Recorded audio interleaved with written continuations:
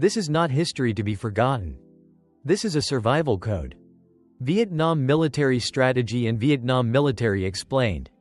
Israeli minds craved to decode this for 30 years. Some things are not built to fight storms. They are born to survive the storms.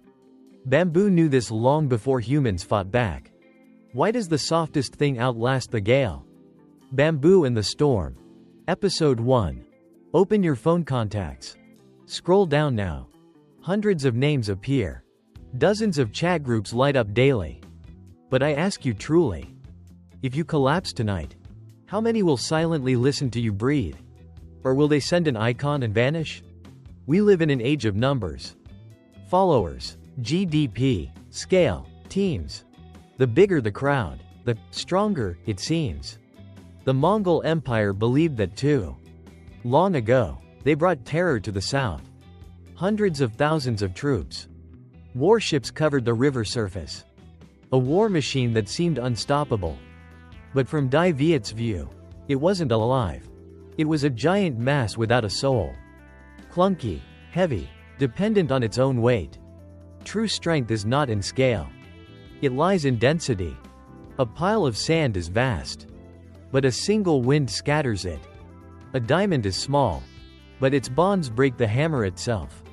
Ancient Vietnamese did not choose to be sand. They chose to be diamonds. No need for millions of mercenaries. Just people sharing land, rivers, and oaths. That kill the Mongols wasn't a slogan. It was a heartbeat.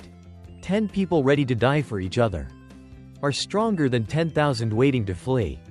When every cell in a community decides and sacrifices, you no longer face an army. You face a living organism. And as today? Families have people, but lack connections. Relationships are full, but hollow inside. Are you building a life of statistics? Are nurturing connections deep enough for the storm? Every weapon needs a target. Without one, power is just a lonely blast. If the enemy fires everything, but misses you, who will be exhausted first? Punching the Void. Episode 2. A tiny virus can crash $1 million operating system. Not because it is strong, but because it hits the right spot. Every great system carries a disease. Dependence on its own continuity. The Mongols were perfect on the plains. But on Dai Viet's waters, the machine began to cough. More troops meant hungrier bellies. More ships needed deep docks and steady supplies. They were not free. They were prisoners of their own greatness. Tran Hung Dao did not strike armor. He struck the stomach. He did not strike the spearhead. He struck their patience. When the belly is empty, swords are rust. When spirits waver, falling leaves trigger fear. This is not just war. This is systems management. Today, we live in clunky machines of our own. App upon app. Process upon process. Comfort upon comfort. The more comfortable, the more fragile we become. You have tools to manage life, but no time to live in it. Ancient Vietnamese saw enemies as doctors see bodies. No need for many cuts. Just cut the right vein. Do you own your core values? Or are you just running in a system that you don't even understand? There is a way to fight without battlefields. No bodies, no smoke, no triumph. Only the silent erosion of the will. What happens when the enemy forgets who they are even fighting? Dematerializing war. Episode 3. Using the weak to defeat the strong is not a phrase for self-comfort. It is an algorithm of energy conversion. A small force, placed on the right fulcrum, can lift the entire world. Ancient Vietnamese did not hide their weakness. They put it on display. No high walls or thick gates. No flashy weapons. They let the enemy believe. Ah, is that all they have? And at that moment, the initiative changed hands. The strong always have a blind spot. Carelessness. On the Bac Dang River, the small boats did not flee. They were leading the way. Leading a massive fleet into a place where their size became a death sentence. The winner is not the one who strikes first, but the one who decides where that strike lands. We often fear we are not good enough, not rich enough, not powerful enough. But did you know? When you stand at the lowest point, you see the feet of the giants most clearly. The Vietnamese turned rivers into friends, turned forests into homes, turned darkness into a weapon. When you have nothing left to lose, you have everything to gain. Are you straining to look strong for society? Or are you smart enough to use that pressure as thrust? A home doesn't need to be big, just steady enough to protect your soul from the waves. Are you smiling because you master adversity? Or because a false sense of security has lulled you to sleep? Pressure doesn't kill you. Your struggle against it breaks you from within. Are you building thicker armor? Or learning to let the bullets pass through without harm? Pressure passes through you. Episode 4. Look at an old bamboo grove during a storm. The bamboo does not stand rigid to challenge the wind. It does not boast its hardness like teak wood. The art of neutralizing firepower. The bamboo bows. The bamboo bends. The bamboo accepts being pressed against the earth. And because of that, the moment the wind eases, the bamboo snaps back, stronger than it was before. Empires marching into Die Viet always brought what they were proudest of: firepower. Sophisticated crossbows, copper-clad warships, explosions loud enough to make the earth tremble. But then they realized an uncomfortable truth. They were punching the void. The strongest weapon is useless if there is no target to hit. The Vietnamese raised warfare to another level. Not material, but dematerialized. When the enemy wanted to fight, we vanished into the forest, into the ground, into silent villages that seemed ghost-ridden. When the enemy wanted to rest, we appeared. Not loud, not flashy, just enough to strike directly at their exhaustion and fear. This is the cruel romance of guerrilla warfare. Not confronting strength, but eroding the will. The enemy's firepower was neutralized. Not because we had better weapons, but because we changed the rules of the game. We refused a conventional battle, where the one with more guns wins. We forced them to play on a stage where explosions were just meaningless sounds, echoing in an empty space.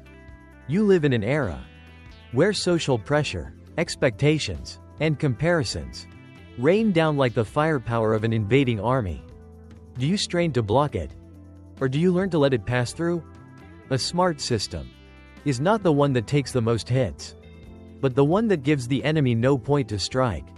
When you have no gaps to be attacked, you don't need thick armor. You are free. Are you trying to build a hard shell? Or forging a soul flexible enough that nothing can hurt you? There is a state more terrifying than defeat. When the enemy no longer has a reason to continue the war. When there are no weaknesses left to attack. Is that when you are truly free? Invincible without needing to win.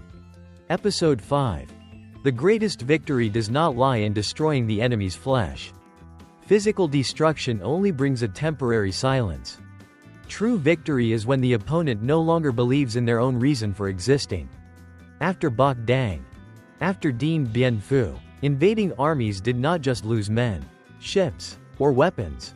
They lost something far more dangerous: the belief that history was on their side. The law they brought with them, the strong always dominate the weak, was shattered by a small nation that refused to live small. Internal dissolution is the inevitable end of every system that runs only on violence and imposition. An empire that does not understand the human heart, that does not respect the land they tread upon, is like a sandcastle before the rising tide. When the war ends, the romance of victory does not lie in the shipwrecks. It lies in the sound of the waves and the soldiers in plain cloth silently returning to their fields. No medals, no stage, only life continuing. 30 years later, when the world looks back, they see more than rotted wood and rusted iron.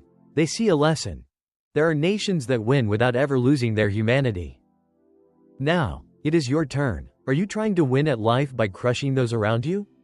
Or by making them bow in respect to your depth, culture, and kindness? This question is not for judgment. It is for reflection. Do you smile because you have seized power? Or because you have found an exit for your soul in a world of cold, programmed apathy? Strangers sharing a household registry can live side by side forever. But only those who fight together for a righteous cause truly belong to one another.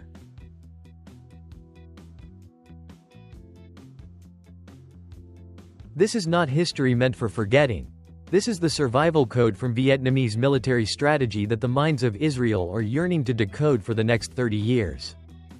There are times when you are sitting still. Yet in your mind, you have already run 10 years ahead of your own life.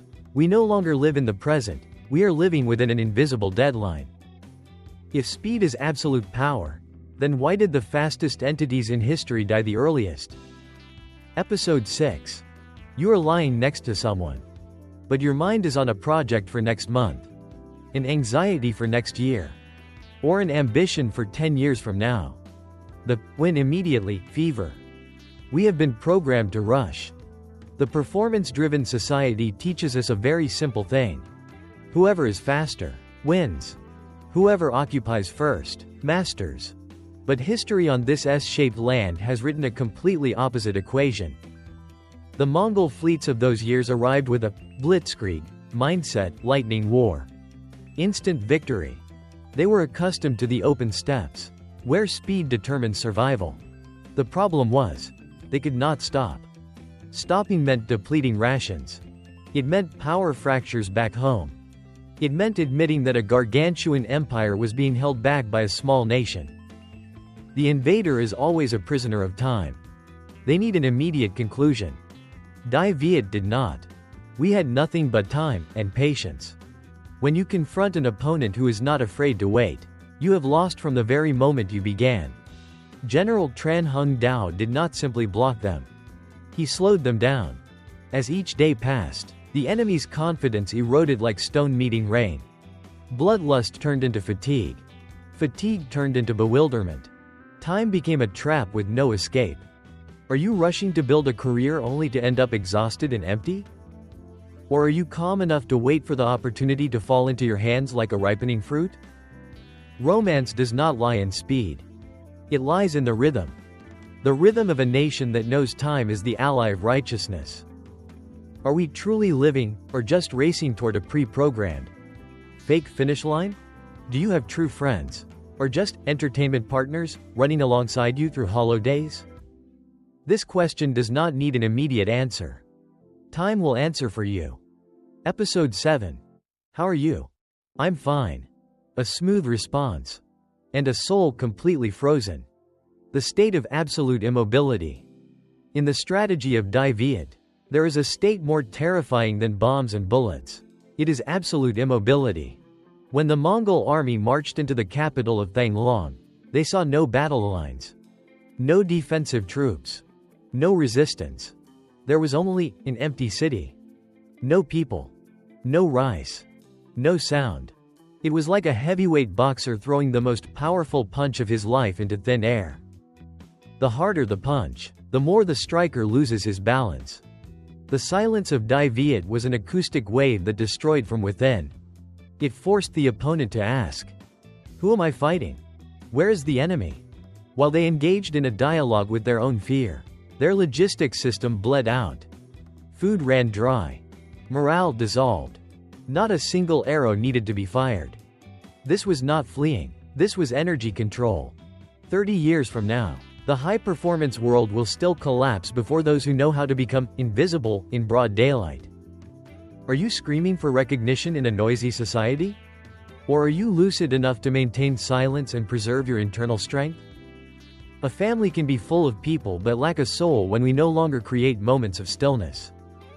Freezing is not dying. Freezing is preparing for a more vigorous life after the winter. Episode 8. Open your phone's contact list.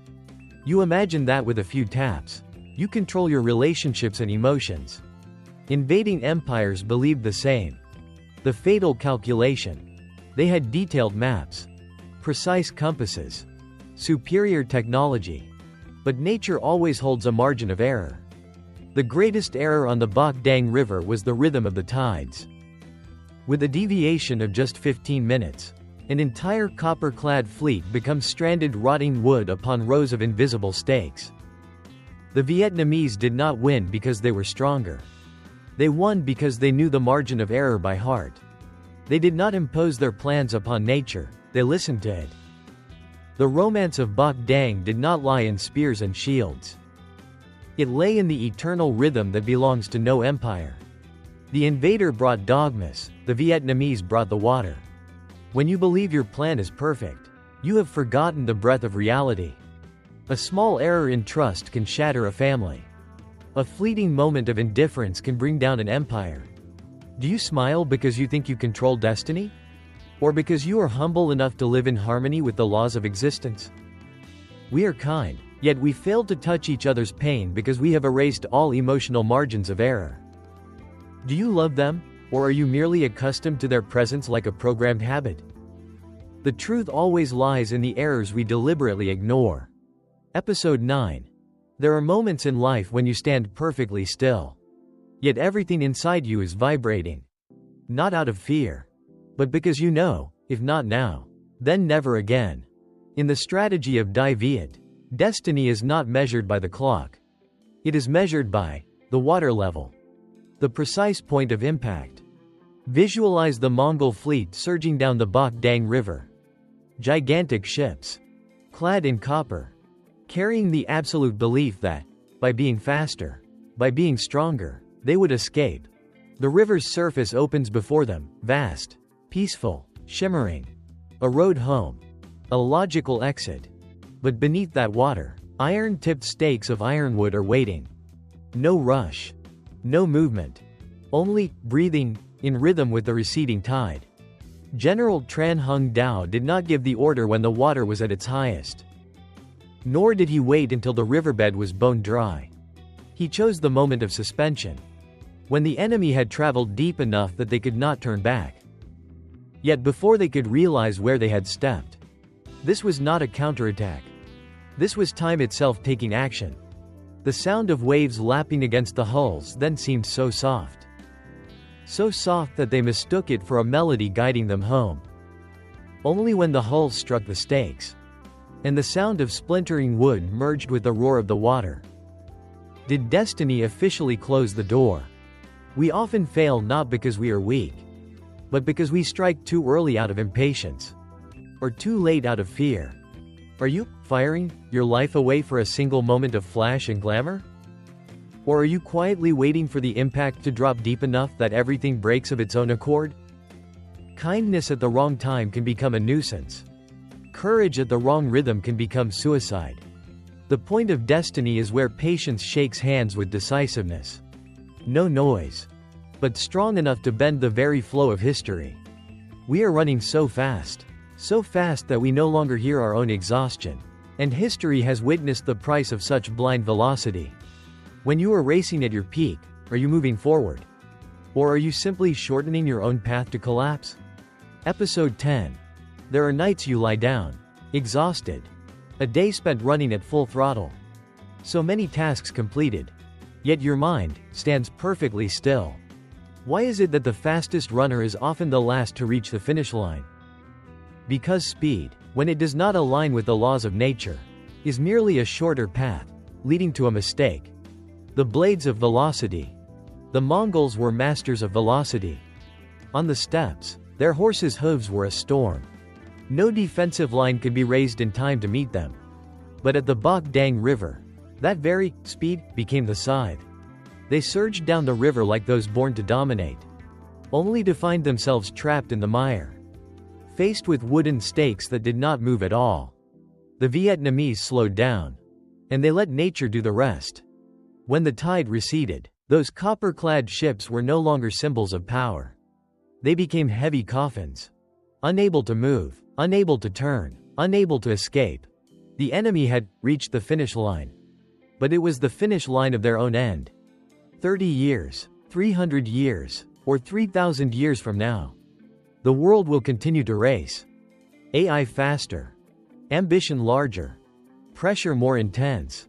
But the law remains unchanged. The survivor is the one who knows when to stop. Are you running fast just to prove a point? Or are you building a life deep enough not to be swept away by every tide? This final question is not for your intellect. It is for the part of you that is still, truly alive. Do you smile because you think you arrived first? Or because, for the first time, you realize you are no longer being pulled by invisible commands? The waves of history continue to lap the shore. Without urgency. Only a gentle reminder. In the race against time, the one who knows how to wait is the one who holds the key.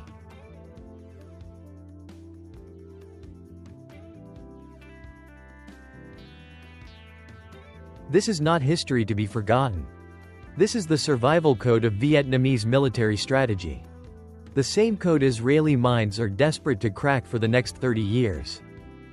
History is not only written with victories, it is written with mistakes that the defeated never have time to understand. And here is such a story.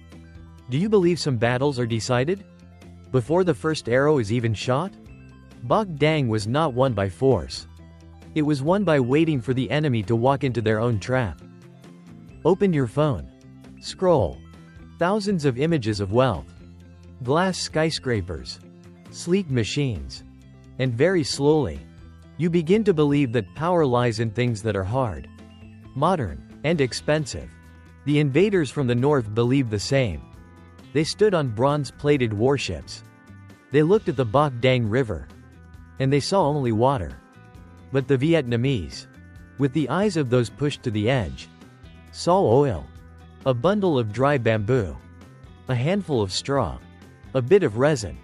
Trivial things turned into fire dragons. Power is not in what you have. It is in how you see what is around you. The invaders did not lose because they were weak. They lost because they believed nature stands still to be conquered. History is not only written with victories, it is written with mistakes that the defeated never have time to understand. And here is such a story. The tide rises and falls without emotion. But it always takes the side of those who understand it. Episode 12, The Ally of Coldness. You are standing next to someone. But do you actually feel their breath? The northeast monsoon, cold and ruthless, becomes an ally. Do not resist. Do not force. Only align.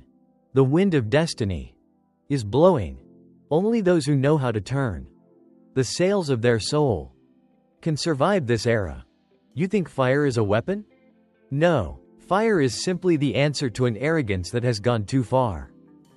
History is not only written with victories, it is written with mistakes that the defeated never have time to understand. And here is such a story.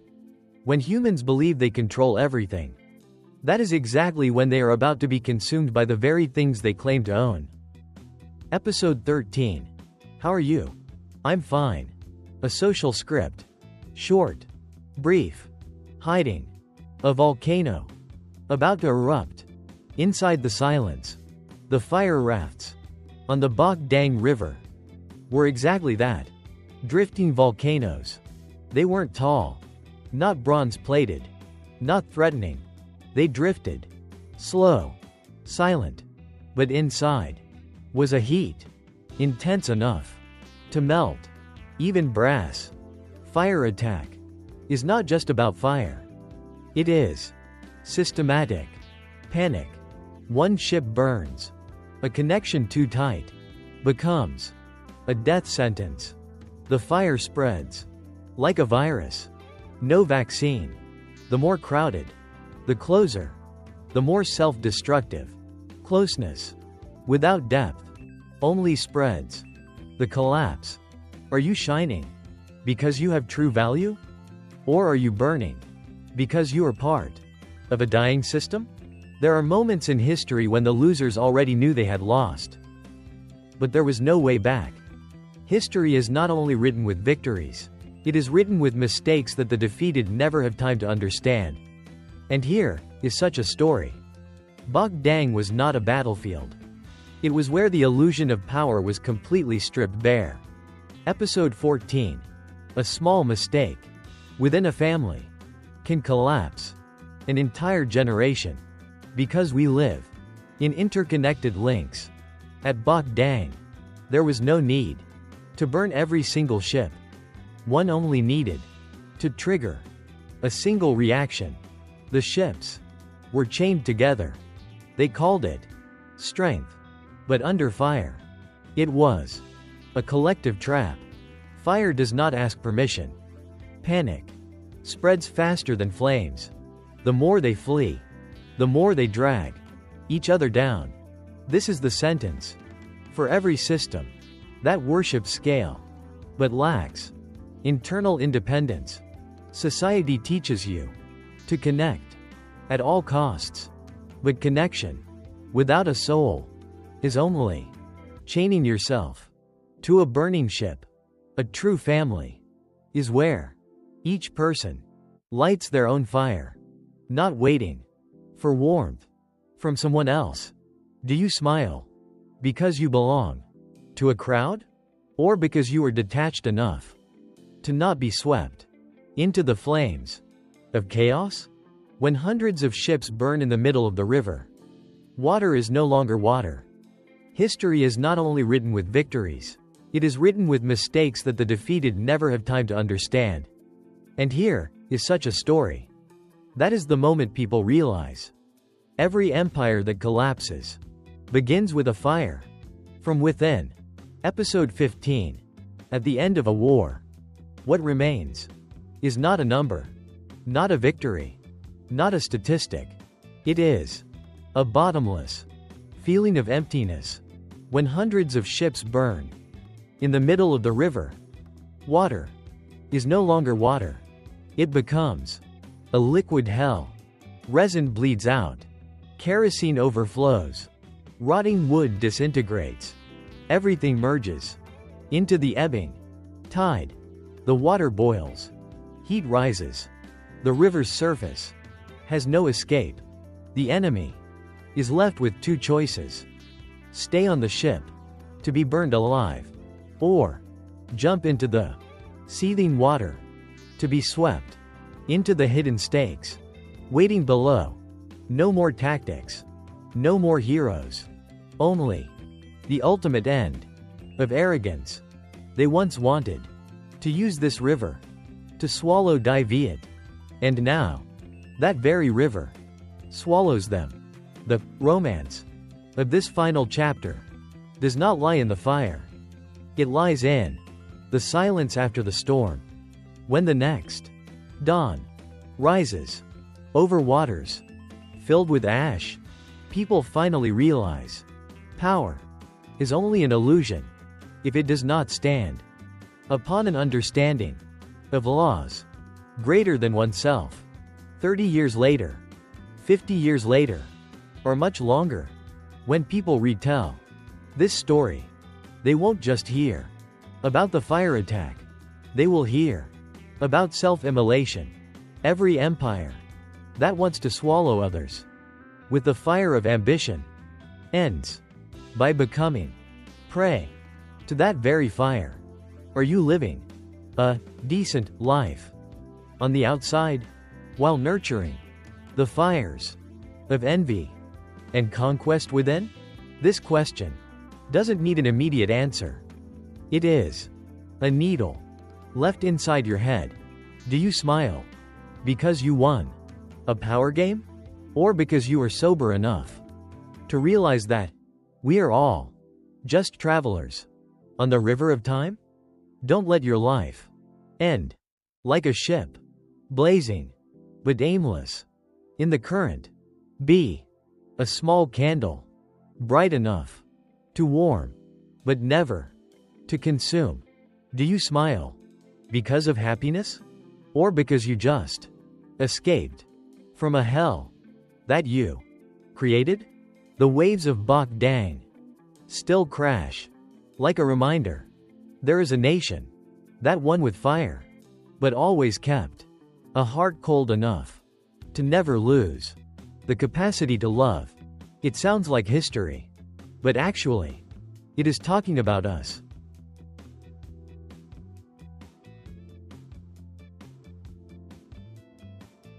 This is not history to be forgotten. This is the survival code of Vietnamese military strategy. The same code Israeli minds are desperate to crack for the next 30 years. Some nations build defense systems with steel, missiles, and satellites. But there is a nation that builds its defense with the eyes. Not eyes of anger. Not eyes of fear. But eyes of observation. When a nation reaches the level where every citizen is a living sensor. When information flows without devices. As precise as blood through veins. When the enemy enters without knowing they were seen the moment they stepped through the village gate. That is no longer a war of weapons. That is cognitive warfare. Open your phone contacts. You believe you have a strong password. 2-layer security. You believe no one truly knows what you're thinking. But ask yourself, are you truly protected? Or are you just being watched by systems you cannot see? In the 21st century, they talk about big data. About AI. About behavioral algorithms. But centuries ago, Die Viet possessed an intelligence system more sophisticated than any algorithm. Not with machines. But with humans. Do you think you are living privately? Or are you lying in the middle of a massive observation web? The invaders of the past entered with the confidence of those with maps, professional spies, and gold for bribes. They believed information was a commodity to be traded. They were wrong. Because they weren't facing an army. They were facing an ecosystem. An old woman selling tea by the ferry. A woodcutter carrying firewood. A child herding buffalo by the riverbank. None wore uniforms. But all were sensors. No radio waves needed. No electronic encryption. News traveled by a glance. A slight nod. A purposeful silence. When a troop of enemy soldiers passed through a village, they saw only normalcy. But that normalcy was the perfect camouflage. A pillar of kitchen smoke rising higher than usual could be a signal. A lullaby sung off-beat could contain a code. A child running faster than normal could be carrying intelligence. This system cannot be hacked. Because it does not exist on a device. It exists in loyalty. The most dangerous thing for the invader was not the spear. It was not knowing they had been watched from the very beginning. They did not fear what they saw. They feared what was watching them. The romance of this strategy lies in the intersection of the mundane and the extraordinary. An old woman pouring tea, that act could change the fate of the battlefield. A silent farmer could lead an entire army astray. And us today? We build walls of privacy so high that no one can reach us. But in times of trouble, we don't have a single pair of eyes kind enough to see through our pain. Are you trying to speak loudly to prove you are right? Or are you calm enough to use silence to make the opponent reveal their own decay? In Vietnamese military strategy, information is not just data. It is trust. And once the people become the network, the enemy is no longer facing an army, but an entire awakened society. Are you being protected? Or are you living in a society where every gaze is indifferent? Can a cup of tea kill an entire invasion ambition? Episode 17. Imagine this. An enemy general sits at a small, roadside tea stall on the way to the capital. He is tired, but he is confident. He believes he is in control. The old woman slowly pours the tea. Her hand trembles slightly. Her voice is raspy. Your tea, sir. No one thinks this is a battlefield. But it is a battlefield. In that seemingly trivial moment, her eyes record everything. The number of soldiers with him. The condition of their armor. The tension in their breath. And the anxiety hidden behind their mask of confidence. The enemy does not defend against kindness. They only defend against spears. And that is their mistake. The strike here is not physical force. It is a cognitive strike. When an army realizes that their every move is seen through by those they despise most, their spirit begins to crack. The romance of the sound waves in this chapter is not the war drum. It is the sound of pouring tea. The sound is peaceful, but it is the death knell for arrogance. Are you looking down on the small things around you? Are you judging people based on their outward roles? Or are you deep enough to understand that the quietest person might be the one who sees you most clearly? A family with many members but no soul is when we stop observing each other with sincerity and replace it with the cold scrutiny of performance. In Vietnamese strategy, intelligence is not separate from life. It is dissolved into life. Therefore, the enemy cannot tell who is a civilian and who is a soldier. And that is the pinnacle of strategy. When you don't need to hide your power, because your power has merged into the community. Do you smile because you think you've fooled the world? Or because you know that truth exists in the simplest things? A cup of tea, a glance, an awakened community. That is enough to shake an empire. Vietnamese military strategy is not just in history books. It is in how we live today. When every citizen becomes a sensor cell. When the community does not just exist but observes, protects, and trusts one another. That is when a nation reaches its highest state of defense. The question is not, how strong is our security system? The question is, do we still truly see each other? If you feel the value of these eyes of the people, stay with this series. Because we are not learning history. We are decoding a survival operating system. In the next episode, we will enter an even deeper layer of strategy, where the enemy is not just observed, but led into a trap without even knowing it. Stay tuned. Because each episode doesn't just tell a story. It opens a new way of seeing the true strength of a people. Do you have true friends, or only entertainment radars, circling you while you still have value? Episode 18.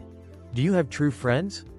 Or do you only have people who appear when you are happy and successful, only to vanish as if they never existed when you stumble? In the system of Die Viet, a friend is not someone to talk to just to ease your boredom. A friend is someone who shares the same survival frequency. There, people's intelligence is not a profession. It is an instinct. A boatman leading enemy ships into a field of stakes does not do it for money. They weren't trained by a military academy. They didn't receive orders via encrypted radio. They do it because they belong to that land. They know every current. They know when the tide rises. They know when the stakes will be exposed. And they accept the role of a fool, even a coward, to lead the enemy to the place where their fate has already been decided. This is a complete reversal of the concept of power. The world teaches you, he who holds information is strong. But Die Viet teaches a deeper lesson.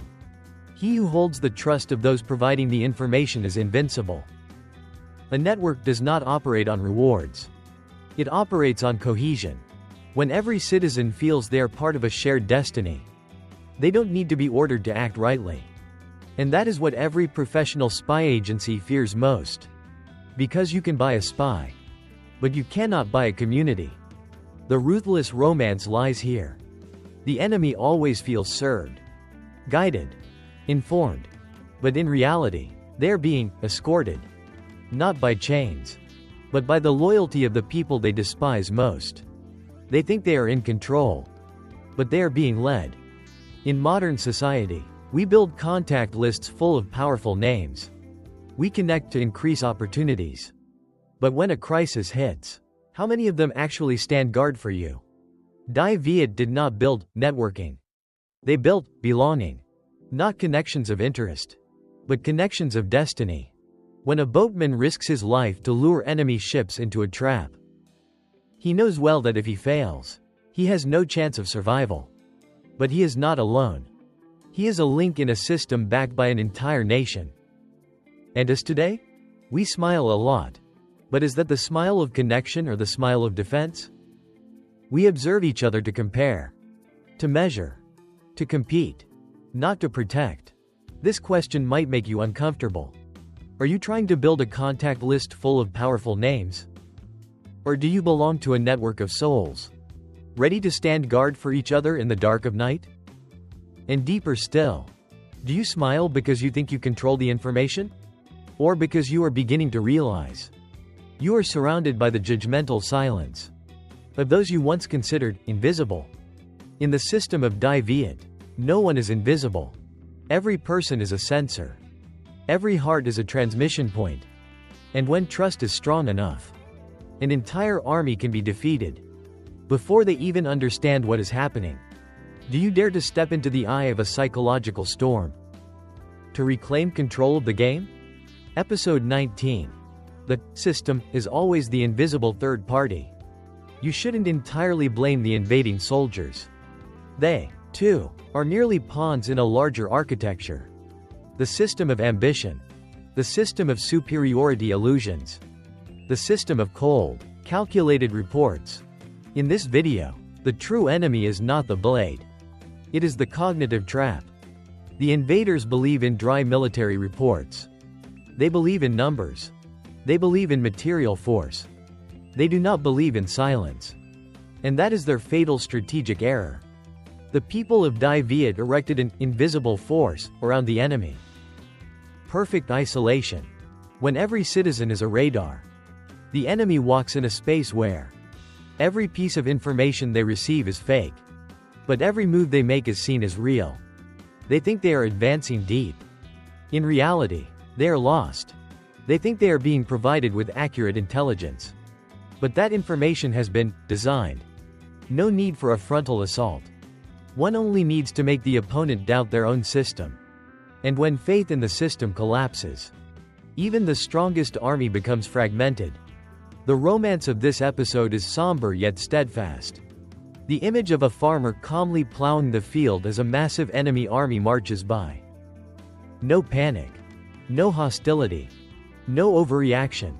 They defend themselves in a deeper way, by refusing to grant the enemy the right to exist in their minds. This is strategic spirituality. Not superstition, but emotional discipline. Because when you let hatred take over, you allow the enemy to step inside you. The people of Die Viet did not let that happen. They did not turn themselves into monsters. They turned themselves into guardians. The enemy goes mad because they cannot fight a system that has no fixed command center. No single headquarters to destroy. No brain to assassinate. Because the center is everywhere. And here is the question for you today. Do you feel out of sync with society? Or are you simply refusing to operate according to a heartless performance system? The world tries to manipulate you with illusions, with comparisons, with algorithms. But if you have enough steel in your soul, you can stand outside that vortex. The people of Die Viet achieved this in the midst of war. They held on to the truth within themselves. They did not let the enemy's system define their value. Do you smile because you fit in? Or because you've found a way to stand outside the manipulative algorithms of our time? When the world tries to control you with illusions, are you steady enough to retain control over your own mind? Because the ultimate strategy is not to defeat the opponent. It is to not let the opponent control how you see the world. And when a nation achieves that, no army can ever conquer them. If one day every eye turned away from you, what would you have left? Episode 20. I will not teach you how to build an intelligence network. I will not give you advice on how to win people's hearts. I will only do one thing. Show you the price you will pay if you continue to live while disregarding the eyes of those around you. The Mongol Empire once believed they were an unstoppable storm. They had the world's strongest cavalry, iron discipline, maps, spies. They entered Die Viet with the conviction that raw power decided everything. But they failed to understand one thing. A nation where every gaze is a lookout post can never be defeated by pure force. The price they paid was not just a shattered fleet on the Bak Dang River. It was not just generals crawling into bronze tubes to escape. The true price was humiliation. The humiliation of realizing they were completely read by those they once deemed the lowest of the low. They had weapons, but they did not have the trust of the people where they set foot. And in cognitive warfare, that is a pre-signed death sentence. You can win a few battles, but you cannot defeat a community that looks at you with awakened eyes. Now, look at modern life. A family sitting at the same dinner table. 4 people. 4 glowing screens. No one truly looks at anyone. We have connectivity, but we have no gaze. We have long contact lists, but we have no guardians. The price is not paid immediately. It comes in silence. One day, you have a birthday. Many people send wishes. One day, you face a crisis. Very few actually show up. And on the final day of your life, you may have a very long funeral contact list. but not a single soul truly present to weep for you. That is the deepest failure. Not financial failure. Not career failure. But the failure to be seen, and to see others, with sincerity. The romance of the sound waves in this episode is not the war drum. It is the sigh of history. 30 years from now, when facial recognition covers the planet, when AI knows what you like, what you fear, what you want, humanity will realize a bitter truth. No camera is as sharp as the eyes of a mother protecting her child. No algorithm is as loyal as the gaze of a citizen protecting their homeland. Technology can track you, but only a sincere gaze can protect you. The Mongols lost not because they were weak. They lost because they did not understand they were stepping into a space where everyone saw them. But they saw no one. Are you building a life to impress strangers? Or to be sheltered by sincere eyes? Are you smiling because of a programmed happiness? Or because you are truly moved by eyes that speak? If you fall tomorrow, how many eyes will look down to lift you up? And if tomorrow the country calls, will you be an eye that is awake? Or just a screen that is glowing? I am not giving you a solution. Because the solution does not lie in tactics. It lies in how you look at the person across from you today. The chapter, The Eyes of the People, ends here. But the question does not. If one day every eye turned away from you, what would you have left? ... And tonight, when you turn off your phone, try looking into the eyes of someone in your home. If you are brave enough to look for more than 5 seconds, you will understand why a nation can break 10,000 blades simply through the wakefulness of their gaze.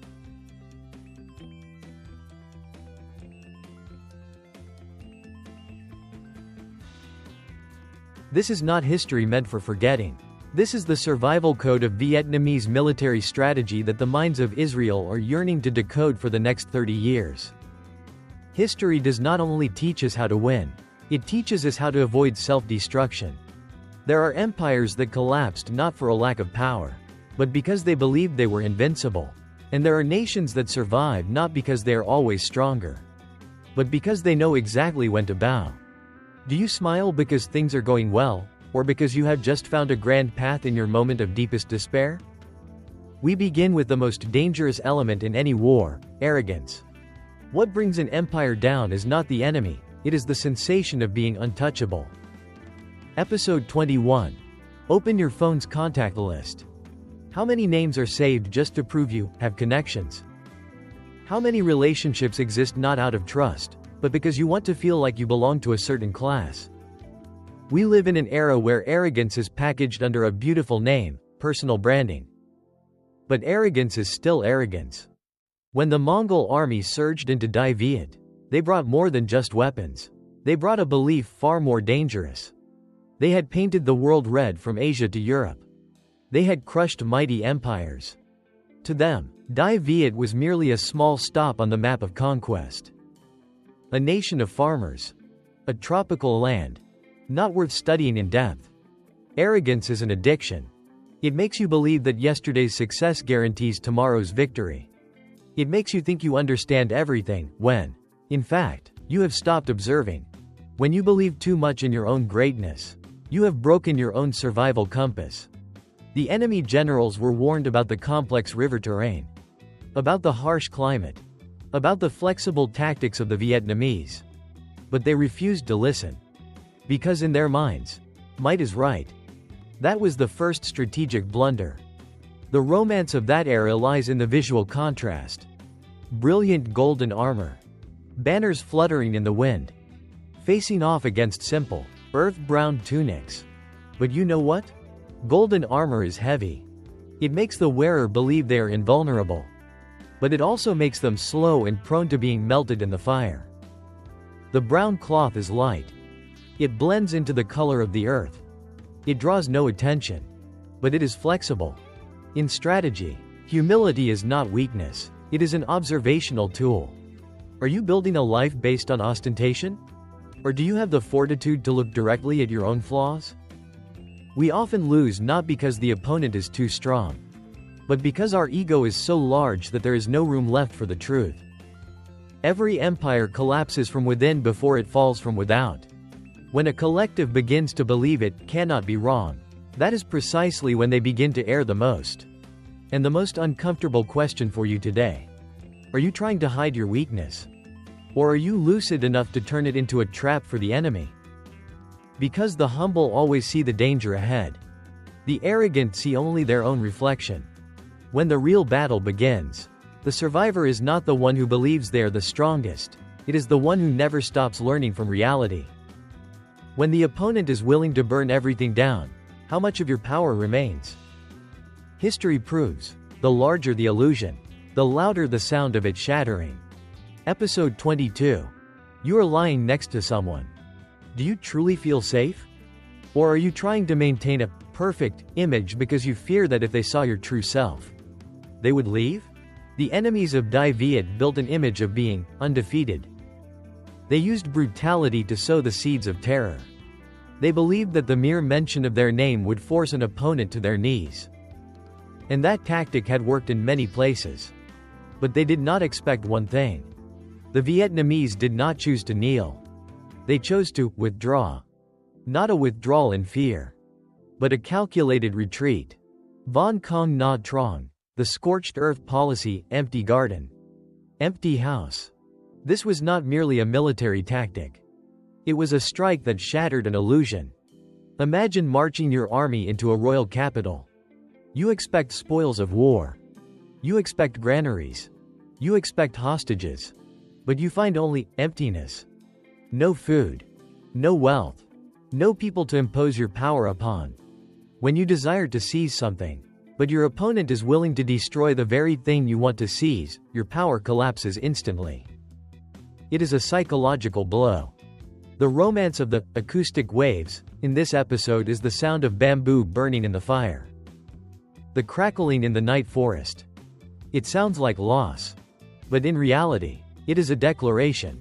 You may step onto this land, but you will never possess our soul. The enemy stands in the middle of an empty capital. For the first time, they feel small in the face of silence. Because they cannot fight against a void. They are used to crushing resistance. But they do not know how to handle refusal. It is the same in personal life. You try to hold onto a relationship through imposition, through control, through demands. But if the other person is willing to withdraw from that power game, what do you have left? A family full of people but lacking a soul occurs when each person is tending to their ego more than they're tending to each other. Winning an argument does not make you stronger. Realizing you might be wrong is what makes you mature. Are you trying to seize affection, power, or assets through pressure? Or do you understand that sincerity is the only thing that cannot be stolen? Die Viet did not try to prove they were stronger than the empire. They only proved one thing. We are not afraid of losing what can be rebuilt, but we will not lose our soul. And that was the moment the undefeated illusion began to crack. Do you smile because you won an argument? Or because you were brave enough to admit you were wrong? In every empire, the most dangerous moment is not when they are attacked. It is when they believe that no one dares to resist. And history has proven, the larger the illusion, the louder the shatter. Why does the one who has everything crumble so easily before the one who has nothing left to lose? In any system, when trust is not deep enough, a single strong wind is all it takes, and everything collapses. Episode 23. Do you have true friends, or just partners in glory? Think carefully. How many people are by your side when you succeed? And how many will remain if you have nothing left tomorrow? In the machinery of the invader, the relationship between generals was not built on brotherhood. It was built on merit. Who seized more land? Who killed more troops? Whose name was spoken more by the emperor? Reputation was the currency of value. And when reputation becomes the primary driver, cooperation begins to rot. When things go well, they call it talent. When difficulties arise, they look for someone to blame. The empire did not collapse because the Vietnamese were too numerous. It collapsed because the internal belief system had fractured. Every general wanted to be the fastest, the strongest, the most glorious. No one wanted to step back to listen to a warning. No one wanted to admit they could be wrong. And when they all charged forward for the sake of their egos, they led one another into the abyss. This is the cruel romance of solitude upon a fake peak. The arrogant often die in loneliness, because around them, there are only two types of people: the flatterers, and those waiting for them to trip. Dai Viet was different. Tuong Si Mo Long Fu Tu, generals and soldiers with the heart of father and son. That was not a slogan. It was a belief structure. When a general went to battle, behind him was not just a command. It was a bond like blood. When a soldier fell, it was not just a tactical loss, it was a family loss. This connective glue cannot be bought with gold. It cannot be manufactured through fear. It is only formed when the ego is placed below the collective interest. Modern society teaches you to be independent, to be autonomous, to stand alone. But excessive independence easily slides into isolation. You have to brace yourself. You have to prove yourself. You have to maintain your position at all costs. And in that effort, you gradually lose the people who were truly willing to stand by you when you fail. An uncomfortable question for you. Do you smile because you are in a higher position than others? Or because you have people willing to stand with you even when you hit rock bottom? 30 years from now, people will not remember how wealthy you were. They will only remember how you handled your own arrogance. Because in any system, when trust is not deep enough, a single strong wind is all it takes, and everything collapses. And that is why the one who has everything is often the most fragile before the one who has nothing left to lose. The person with nothing to lose does not fight for glory. They fight for survival. But the one who has everything often fights merely to protect their image. And an image is more fragile than you think. When the power that once sat upon a flower-adorned palanquin must hide inside a bronze tube to survive. History does not only record victories, it records the posture of a human being in the moment of their defeat. Episode 24. Have you ever seen someone build a magnificent exterior, only to cover a trembling soul? That is the state of a system when the belief in its own superiority collapses. Look at Togen Thot Hon, a prince, a general of the most powerful empire of that era. When he first marched into Dai Viet, he sat upon a flower-adorned palanquin, commanding tens of thousands, crying out words of conquest. That image was the symbol of absolute power. But history records a different moment. In the chaos of the retreat, he had to crawl into a bronze tube to shield himself from the poisoned arrows of common fishermen and peasant soldiers. From the palanquin to the bronze tube. From the empire to a narrow crevice. This is the classic antithesis of the price of arrogance. That bronze tube was not just a physical shield. It was a symbol. A symbol of the shrinking of an ego that once wanted to swallow the world. Now only praying for a tiny space to exist. The sound of metal clashing against mountain rocks during the flight. That is the sound of a sovereign power shattering. The romance here is satirical yet agonizing. Because no one imagined a prince would end in such a posture. But power that is not protected by the heart of the people is always more fragile than its outward appearance. Are you building a life based on a glamorous facade? A title? A status? An invincible image? If the storm arrives tomorrow, will you stand tall amidst the wind? Or will you have to find a bronze tube to hide in? A righteous system does not need a bronze tube to protect its leader. It is protected by the trust of those around them. When the people trust, the leader needs no shield. When the people do not trust, no armor is thick enough. Do you smile because you have status? Or because you are free enough not to have to flee from the truth? Togen did not just lose a battle. He lost in the final image of himself. And that is what makes the price of arrogance the most expensive of all. Because when power collapses, what remains is not gold or silver. It is the memory of how you conducted yourself when everything abandoned you. When all doors close, do you wait? Or do you open a new horizon for yourself? History's ultimate romance does not lie in the clashing of swords. It lies in the sound of the wind blowing across post-war fields, where blood has soaked into the earth. and green sprouts begin to rise. Episode 25. When all doors close, only then does a human truly know who they are. The one who has everything often collapses the fastest, for they are used to walking through doors already held open. The one with nothing left to lose is far more dangerous, for they no longer fear what might be taken away. History does not only record the victories of Die Viet. It records the moment an empire realizes that power cannot open every door. There are doors that open only through the heart of the people. There are walls that crumble only when the ego crumbles first. The invaders of old smiled as they set out. They believed in a glory pre-programmed in their minds. That might is victory. Big is right, and many is overwhelming. But upon their return, that smile was no longer a belief. It was a scar. That is the legacy of false happiness.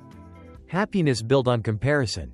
Happiness fed by the gaze of admiration. Happiness that exists only while at the peak. But when the peak vanishes, if no one stands beside you, you will realize you have built a castle on sand. Die Viet did not win by being more numerous. They did not win by being stronger. They won because when all doors were closed, they did not sit and wait. They did not wait for pity. They did not beg for recognition. They created a horizon out of their own hardship. A harsh environment is not a curse. It is a teacher. The mountains and forests teach patience. The rivers teach flexibility. War teaches solidarity. And the defeat of the arrogant teaches the lesson of human limits. 30 years from now, the world may be full of algorithms predicting emotions. But no algorithm will ever simulate the moment a human transcends their own arrogance. Because that is not data. It is a choice. When all doors close in your life, when your career stalls, when friends drift away, when the spotlight fades, will you sit and wait for another door to open? Or are you brave enough to tear down a wall that has limited you for so many years? Not tearing it down in anger, but tearing it down because you understand you no longer need the old frame. The final legacy is not glory. It is not power. It is the ability to stand back up without the need to boast. The final question I leave for you, not for you to answer today. Do you smile because you have just fulfilled a command from society? Or because you have truly conquered the arrogance within your own soul? The waves of history continue to flow. Doors may close. Walls may be high. But the horizon does not belong to those who wait. It belongs to the one who dares to step out of their own shadow. And in that moment, your smile will no longer be a false happiness. It will be the serenity of a person who has nothing left to hide. The video closes there. No cheering. Only the sound of the wind.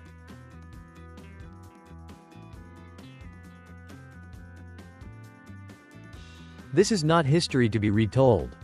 This is the survival code of Vietnamese strategy that many strategic minds around the world are trying to decode.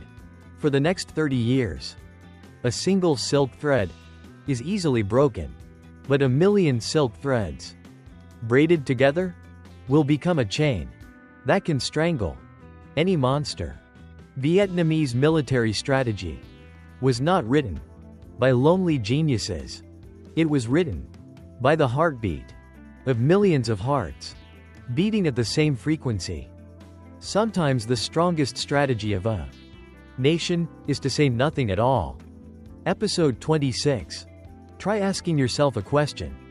Are you trying to shine alone, in solitude, or are you standing in the strength of an ideal greater than yourself? Perhaps your smile is not because you are the best, but because behind you, there are tens of thousands of hands holding you up. Now, try opening your phone. The contact list is full. Messages flowing all day. Social media is constantly noisy. Everyone has to speak. Everyone has to raise their voice. Everyone is afraid of being forgotten. We are living in an era that fears silence. But in the strategy of Die Viet, silence is a fortress. When the invaders march in, what do they expect? A battle drum. A shout of a charge. So they know where their opponent is. But what do they receive? Villages with no people. Roads with no footprints. A vast silence. This silence is not emptiness. It is energy being compressed. When you speak, you reveal yourself. But when you are silent, the enemy will imagine for themselves. And human imagination always creates monsters more terrifying than the truth. The invaders begin to panic. Where are they? What are they preparing? Why are they not afraid? Sometimes, the greatest strength of a nation is to say nothing at all. Try looking at yourself again. Are you screaming for the world to recognize you? Or do you have enough inner strength to be silent and let the results speak? Many people lose, not because they are weak, but because they talk too much. Before taking action, they accidentally let their opponent read the entire source code of their soul. The strategy of Deviant is sometimes very simple. No need to speak. No need to prove. Just disappear from sight and appear when the opponent is exhausted. When a nation cannot be controlled by violence, the empire will crumble from solitude. Episode 27. Imagine this scene. You walk into a city. The houses are still there. The streets are still there. But there is no one. The kitchens are cold. The markets are empty. A ghost city. You are lying next to someone. But the silence between the two of you. Is it peace? Or is it an abyss? There are silences that heal. But there are also silences that kill a relationship. Let us return to history. When the invaders entered Thang-Long, what did they prepare for? A bloody battle. A city fighting back. But what did they encounter? Streets with no people. Houses with no fire. A colossal silence. This silence is not weakness. It is a strategic blow. Because every invading empire needs three things: people to rule, markets to collect taxes, land to exploit. But when there is no longer anyone there, all occupation plans collapse instantly. The invaders suddenly become lonely souls, wandering lost in a foreign dream. The silence of Deviant turned the invaders into people who no longer knew who they were fighting. There was only one sound at that time: the rustling of dry leaves under the enemy's feet. A very small sound, but in that empty space, it echoed like a judgment. Now, try looking at yourself. Are you building power through imposition? Or do you know how to kindle the fire in the hearts of others? Are you building a family where silence is a place where everyone hides from each other? Or is it a place where everyone understands one another without needing to say anything? A system that only lives on the noise of praise will collapse the moment the spotlights go out. Try asking yourself one last question. Are you smiling because you have an audience? Or because you are self-contained enough in your own stillness? Why a small community, but with a unified belief? A community connected by faith understands each other without needing to speak. Episode 28. How can they defeat a giant empire that is cracking from within? Try asking yourself a question. Do you have a true best friend? Or only people who always nod at you like soulless echoes? In the silent strategy of Deviant, there is a power that the invaders could never understand. An underground connection. No slogans. No commands. Only an understanding that requires no words. When a village decides to leave, there are no meetings. No documents. Only a look. A nod. And the entire village understood. That was not fear. That was absolute trust. A faith accumulated through many generations. But in the invaders' camp, everything was different. There, silence often went hand in hand with suspicion. Why did that general not speak? Why is that unit silent? Are there spies? Is someone betraying us? The silence of Deviant began to strike their minds. No need for an arrow. No need for a battle. Only panic. And when an army begins to doubt itself, it has already lost half the war. Modern society tells you, you must be connected 24/7. But most of those connections are just noise. You may have thousands of acquaintances. But how many people do you have? With whom, when sitting together, in silence, you still feel understood? In the next 30 years, when the world is suffocated by data and noise, silence will become power. The final question for you: are you a part of the noise? Or are you building a fortress of silence that no one can penetrate? In the next episode, silence will no longer be a defense. It will become a psychological storm, sweeping away the last hope of the invader. Do you dare to sacrifice a bit of personal glory to join a collective and touch the immortality of a legacy? Have you ever fallen into a situation like this? A person suddenly becomes completely silent. No reason, no explanation, no trace. That feeling is not freedom. It is a form of psychological torture. The art of starving perception. Sometimes victory does not come from knowing more than the opponent, but from making the opponent have nothing left to know.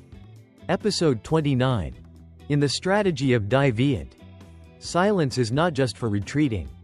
It is an invisible strike. We do not only burn all the food to make the enemy hungry, we also make them starve for data. A military brain is trained to analyze troop numbers, positions, directions of movement. But when the Vietnamese disappear into silence, that entire analytical system collapses. The invader is like a spinning radar in an empty sky. No signal, no target, only nothingness. That silence is like the surface of a lake without a ripple. When the invaders look into it, they only see themselves, their anxiety, their anger, and their displacement.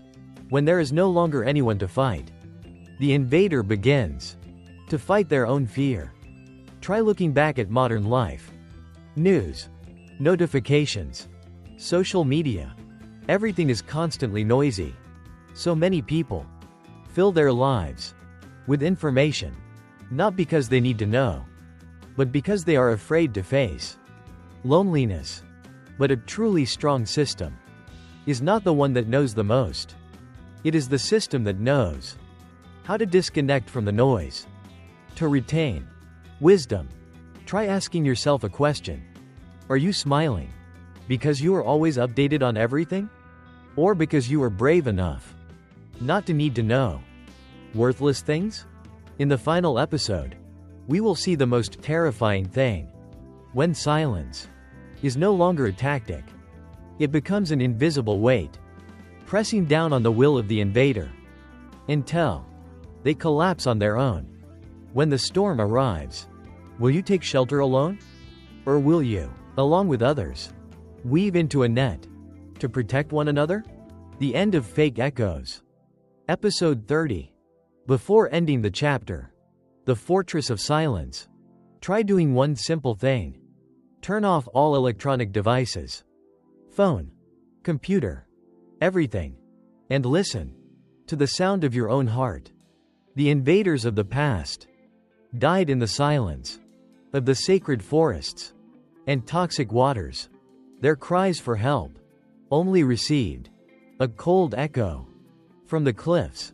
They came with resounding brass trumpets, but they departed in the stillness of ashes. The silence of Die Viet is a declaration. Eternal values do not need to scream to exist. They are like underground currents, flowing silently beneath the earth, yet nourishing an entire nation. Before the storm of counterattack explodes, there is a very special sound. Not the sound of drums, not the sound of cheering, only the slow breath of the soldiers ambushing in the darkness. That is the moment when strength is accumulated in absolute stillness. In the next 30 years, when the world is full of virtual assistants, always speaking words that have been programmed, humans will crave something very rare: true silence. Try looking back at your life. Are you living amidst empty promises, social smiles, conversations that do not touch the heart? Or do you have a place within yourself, a fortress of silence, to protect the most precious things? Are you smiling because you are happy in the way the world taught you? Or because you have just found another strength, the power of stillness, a place where no algorithm can penetrate, where no system can control? The Vietnamese won, not just with weapons. They won because they mastered silence. And you? Are you brave enough to be silent long enough to hear yourself? The empire of noise will collapse in its own echo. Nations that know how to be silent will outlast history.